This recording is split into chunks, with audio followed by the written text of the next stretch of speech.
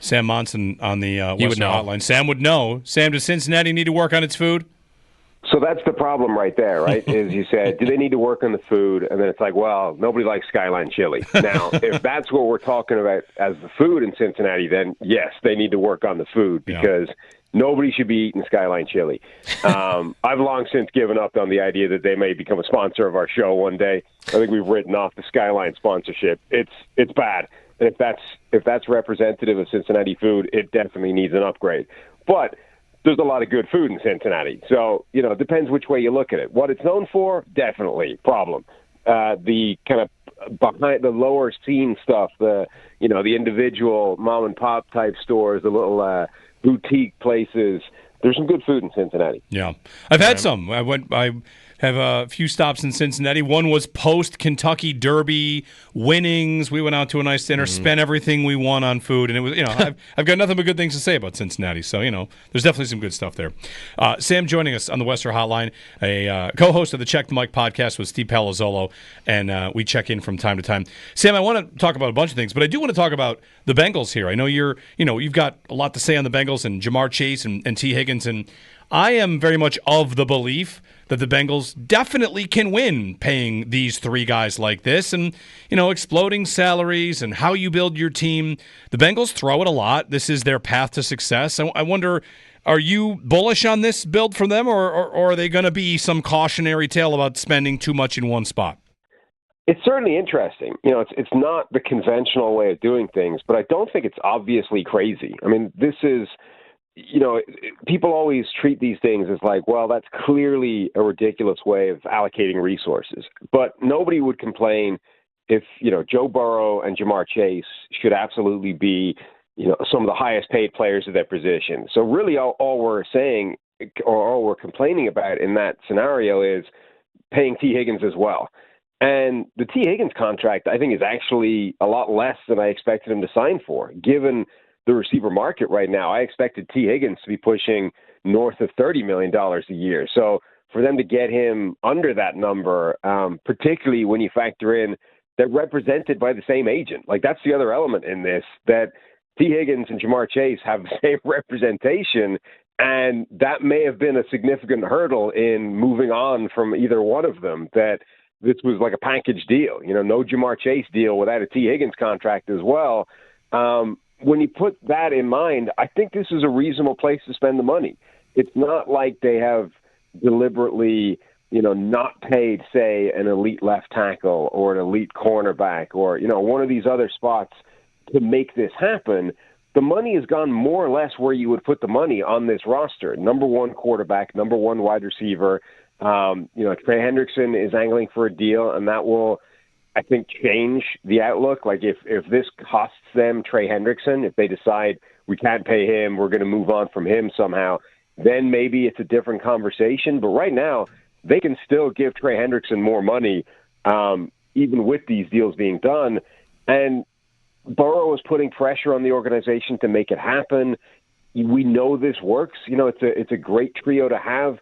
I don't think it's a problematic allocation of resources. I think with the way the salary cap is going up year on year, this is not a trio. This is not an allocation of money that is going to cripple the rest of the roster.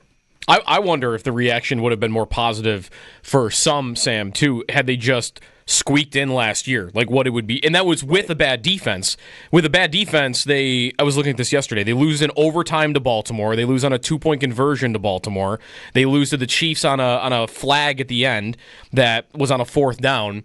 You just turn over one of those results, and I think maybe you'd have more evidence, or you would feel like you have more evidence that, even if the defense is bad, they're still going to be okay. Yeah, and, forget those results. You can argue that the one game that cost them the playoffs was the one game the offense didn't show up in week 1 against the Patriots. That game, because weird things happen in week 1, we came out of that game going, wow, maybe the Patriots are better than we thought they were going to be going into the season. And it turned out, no, they weren't. They were actually as terrible as everybody expected them to be. It's just that one game in that season, the Bengals offense didn't show up, and they lost that game because of it. They, had a turnover down by the goal line, but like that game, any game in their season cost them the postseason. They were right on the cusp. But you can basically make the case that the one game that trio did not perform was the game that cost them the postseason. So I agree. I think if they had made the playoffs, and we'd be talking about this much more like, the Peyton Manning Indianapolis Colts. Like, they have a great offense and a bad defense, and that's what this team's going to be. And sure, the defense is a problem, but not to the point where you go and get rid of Marvin Harrison or get rid of Reggie Wayne. Like, this is just the dynamic right now. It's also the fact that Higgins and Chase both stay. It falls in line with Sam in offseason where, I don't know, if there's 10 big moves that could happen in terms of player movement, it feels like only one of the 10 happened, right? Garrett stayed put, and Crosby stayed put. And we'll see about Trey Hendrickson, but the latest is he might actually stay. Metcalf did get moved. Like, that's the one, DK Metcalf, leading to a lot of what's going on in Seattle and also what's going on in Pittsburgh. The Steelers are an interesting case study in how to keep things, I don't know, exactly the same, keep them afloat. We'll see what they do at quarterback. How did you like the price for Metcalf that was traded away and the contract for him? Yeah, I mean, I think the contract is fair. It's a kind of demonstration that he's not seen as that true, top of the market, number one elite wide receiver. He's not in the Jamar Chase conversation, not in the Justin Jefferson conversation. He's a notable step down from that, but he's still a number one receiver for teams. So I think it's the right kind of area for his contract to land in. His physical tools are dominant. What he's good at, he's really good at, but he isn't the all-around threat that those other guys are, and a guy that can work in any system, in any situation, at any level of the field. So I think the contract was pretty much right where it should have been. I think the trade compensation was pretty reasonable for him. It's interesting. Like, Seattle are maybe the most interesting team in the NFL this offseason because they are voluntarily opting into this kind of turmoil and upheaval that most teams desperately try to avoid. I mean, they've traded away DK Metcalf. They traded away Geno Smith before they had a replacement for him. They didn't sort of get something in place and then decide it's okay to move on from him. They got rid of him and then were sort of like, we need Sam Darnold, otherwise we're in real trouble. So the Seahawks have been a fascinating team this offseason. Looking at, by the way, on Seattle very quickly, the Darnold signing and that team's weaknesses, like, their line's been bad as of late. And I don't know, is that going to work, Sam? Because we saw him at the end of the year in Minnesota when he couldn't get any protection. It completely fell apart.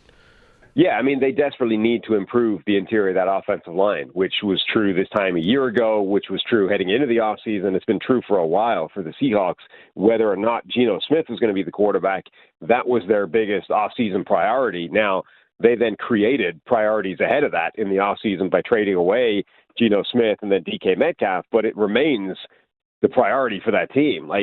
Darnold, I think, will be a significantly more vulnerable quarterback to those problems than Geno Smith was within that offense, but it was still a problem for Geno Smith. So, they're in a weird spot because they've kind of openly said, we don't spend those top draft picks on interior offensive linemen. We don't think they're worth that spot. We think we can get them later on, and that's fine. But now for a couple of years, that has been the glaring weakness on this roster. And at some point, you're kind of cutting off your nose to spite your face by not just drafting one of those guys in the first round and solving one of those problem spots. So, Sam, to the Bills a little bit here. We just kind of went through the Metcalf deal with you, and he's the one big-name player that got moved. I entered this offseason wanting to see the Bills add an elite player somewhere on the roster. They've got a lot of good players, but not a lot of top-level players. And, again, none of them really moved. So how much does that play into their offseason for you, where they've made a few signings? Bosa's a big name at this point. Maybe, there's the injury risk, but their whole offseason, how does it look to you for given what their opportunities were? Yeah, it's a pretty quiet offseason, and the biggest moves they've made have been the internal ones. It's been, Josh Allen's new contract, Gregory Rousseau's new contract, Khalil Shakir getting locked up to a deal. It's been retaining their own players and spending on their own individual roster guys, and that, I think, generally speaks to how well put together this team is right now, that they don't have to do anything crazy. They don't have to make splash plays, and free agency has sort of ceased to become an avenue for that now. It's not where you go and get those splash plays. That's why, the biggest move we can think of is the one that required a trade to make happen. Or the two of them, really, the Geno Smith and DK Metcalf moves. Teams are not letting those top difference-making players hit the open market, and when they do, it requires massive money to make that happen. So the fact that Buffalo hasn't made a ton of these splash plays, I think, just speaks to this team is in a good place. It's in a better place, I think, than it was a year ago when it felt like a bit of a sort of roster reset year, and actually they still ended up, picking up where they left off, and we didn't see any kind of decline or any kind of drop back from this team. And I think now they're in a position of just, look, they're going to be contenders year on year. As long as you've got Josh Allen and a pretty healthy roster around him, you are going to be at the business end of the season every single year. And I think one of the most difficult things in football to do is evaluate what that means after every single season. If you don't make it to the Super Bowl, if you don't win a Super Bowl, what is the takeaway from that season? Do you say, well, this has happened a couple of years now, something needs to change, we need to do something dramatically different? Or do you say, look, we're in a league right now with Patrick Mahomes and the Chiefs, and it's difficult to get to the championship, and simply being there or thereabouts every single year is the most important thing you can do, and then hope that one of these years it breaks your way. I think at the moment that's kind of the direction the Bills are taking. Like, we understand we're very good and very close, and sometimes variance just means it goes against you for a while. That's probably the more sensible strategy right now than trying to go and change tack completely, which could just as easily take you in the wrong direction. Sam, as we look at the AFC, for a while, Bills, Chiefs, Bengals, Ravens in that mix. Which team in the AFC do you think is the most likely to enter the conversation there with those teams? Have you Jacksonville, the Chargers, anybody you want here? Who is the next team to assert itself as worth taking on that level? I think a couple of those teams in the West could be intriguing. The Chargers would be one, and then Denver. If Bo Nix continues his development that we saw from his rookie season, that Denver Broncos roster is all of a sudden in really good shape. You start looking through what their needs are, where the gaps are on this team, what they need to do in the draft, and obviously that's still upcoming. There's not a lot of holes in that team. There's a lot of very good players on it. They've got a lot of players locked up as well. I think that Denver team could end up becoming very good very quickly, and obviously you've got Sean Payton as the head coach, a guy that's been there and done that before, and now all of a sudden looks like he has a quarterback. I think the Denver Broncos could push themselves into that conversation before long. You and Steve did a mock draft this week on your podcast, Check the Mic. The Bills at 30, and really the draft as a whole, around that area.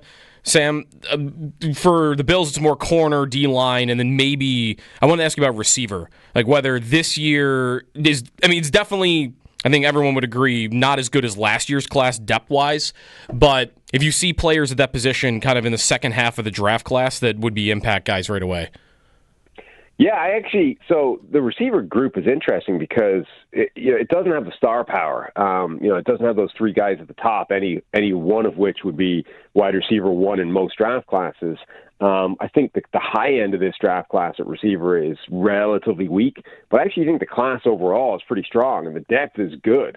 And actually, where you're sort of looking, the bottom of the first round, the second round, the third round, that's where I want to be targeting wide receivers in this draft. I'm just fascinated by this. Buffalo at the moment seems to be on this just insistence that they don't want an ex-wide receiver of any description. It's they were so yep. scarred by the Stephon Diggs experience that we're just going to resolve to never have an ex-receiver again for the rest of our time here. I still think that's the skill set that they're missing on this team, and no amount of signing, Josh Palmer's or drafting guys like Keon Coleman have changed that. These guys are not, traditional ex-wide receiver skill set. So that's the guy that they need to find from this draft somewhere, I think. And whether that's a Trey Harris from Ole Miss, or a Jaden Higgins from Iowa State, if they could get one of those guys in the second round, maybe, I think that's a missing skill set from this roster still. Sam Monson, the Check the Mic podcast with Steve Palazzolo on the Worcester Hotline. Sam, thanks very much. We'll check in again soon. Anytime. Take it easy, guys. Yeah, Thanks, Sam Sam. Monson. All right, they need an X. I mean, Let's go get it.